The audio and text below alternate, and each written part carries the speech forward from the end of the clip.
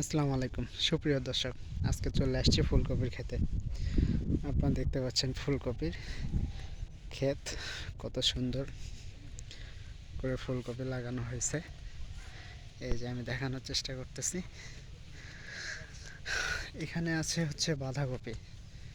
বাঁধাকপি প্লটটা আমি একটু দেখাই আপনাদের, কত সুন্দর দেখেন, অনেক সুন্দর